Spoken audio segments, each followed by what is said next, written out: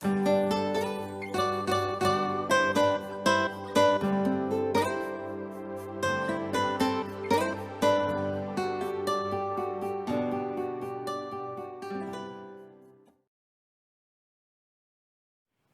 aborsi.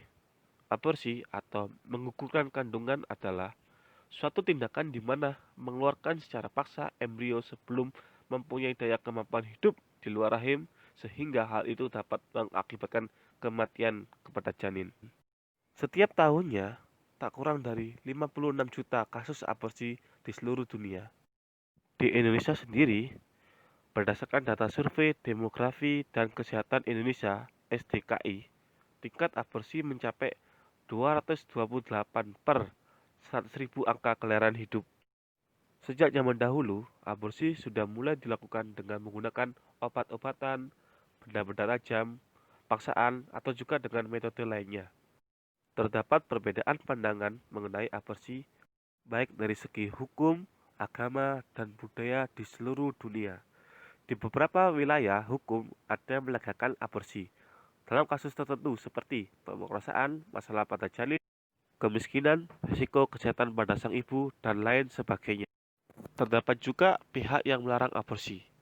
Mereka yang melarang aborsi umumnya berpendapat bahwa janin atau embrio itu adalah seorang manusia yang memiliki hak untuk hidup, dan aborsi sama saja dengan pembunuhan. Sedangkan mereka yang melegalkan aborsi pun menyanggah hal tersebut dengan pendapat bahwa seorang wanita memiliki hak atas tubuhnya sendiri. Aborsi dan hukum. Tindakan aborsi di Indonesia dikategorikan sebagai tindakan kriminal yang tercantum dalam Kitab Undang-Undang Pidana KUHP pasal 299, 341, 342, 343, 346, 347, 348, dan 349. Menurut KUHP, aborsi adalah A. Pengeluaran hasil konsepsi pada setiap stadium perkembangannya sebelum masa kehamilan yang lengkap tercapai sekitar 38-40 minggu. B. Pengeluaran hasil konsepsi sebelum janin dapat hidup di luar kandungan, di mana janin dikeluarkan sebelum usia kehamilan yang cukup. Di Indonesia sendiri, aborsi dianggap satu hal yang tabu, sebab kata aborsi dikonotasikan dengan seks bebas, hamil di luar nikah, dan hal-hal yang berkaitan dengan keburukan. Padahal aborsi sendiri tidak selalu berkaitan dengan hal tersebut. Terdapat pula tindakan aborsi demi untuk menyelamatkan nyawa sang ibu dan juga kesehatan janin. Bila didapati praktik aborsi secara ilegal, maka yang harus dipertanggungjawabkan atas hukum yaitu pertama, ibu yang melakukan aborsi, kedua, dokter atau bidan atau dukun yang membantu melakukan aborsi, dan yang terakhir adalah orang yang mendukung pelaksanaannya. Jenis-jenis aborsi. Terdapat pula dua jenis aborsi, yaitu aborsi spontan dan aborsi induksi.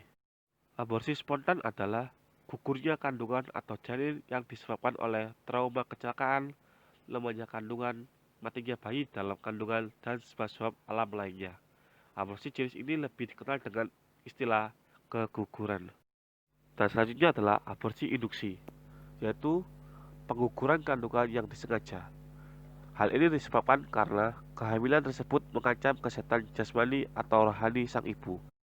Kadang-kadang dilakukan sesudah pemerkosaan. Pengguguran yang dilakukan terhadap janin yang cacat dan pengguguran yang dilakukan untuk alasan-alasan lainnya.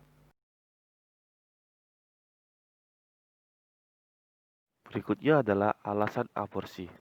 Terdapat beberapa alasan orang-orang melakukan aborsi. A. Alasan medis.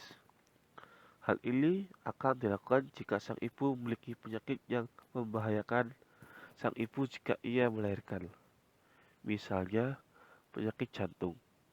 Oleh karena itu, harus memilih menyelamatkan sang ibu dengan menggugurkan kandungan atau tetap melahirkan dengan resiko sang ibu meninggal. B.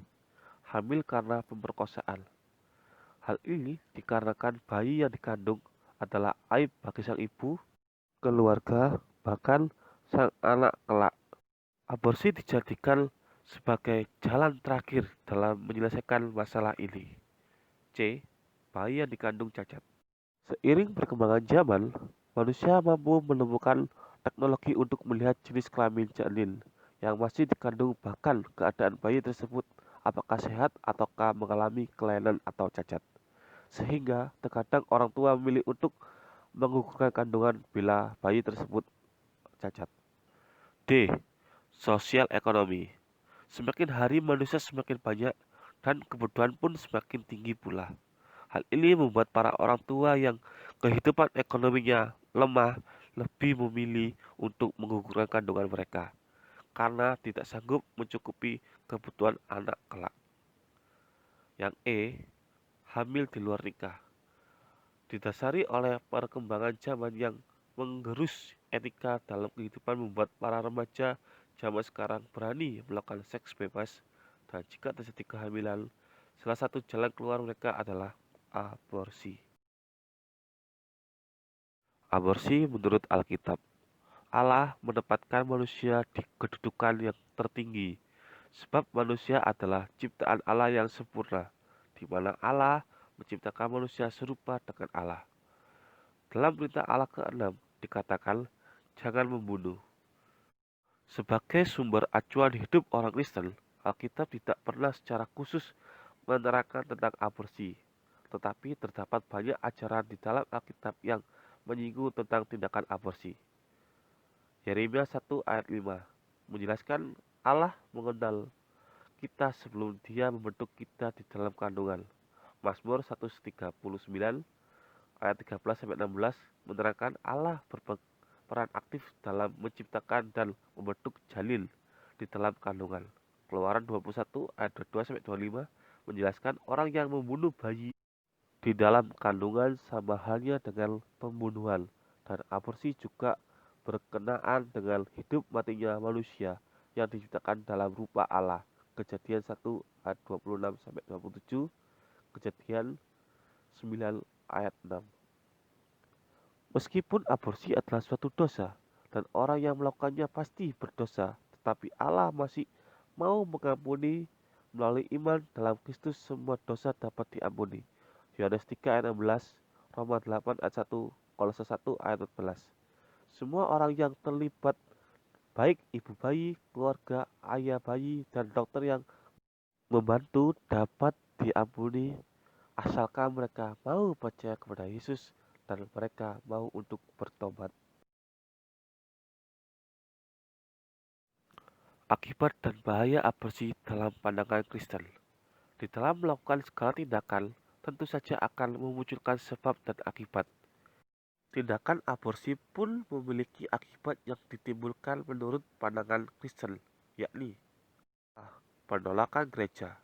Seorang yang melakukan tindakan aborsi akan secara otomatis mendapatkan ekskomunikasi atau penolakan komunikasi dari jemaat gereja, dan hal ini hanya bisa dihapus dengan melakukan pengakuan dosa dan juga mendapatkan pengampunan. B. Segi jasmani. Tindakan aborsi memiliki resiko tinggi yang mengakibatkan masalah jasmani seperti pendarahan atau infeksi, dan bisa juga mengakibatkan kemandulan bahkan kematian. C. Bula Efranetaman memberikan penetapan penalti untuk segala macam bentuk aborsi tanpa membedakan alasannya.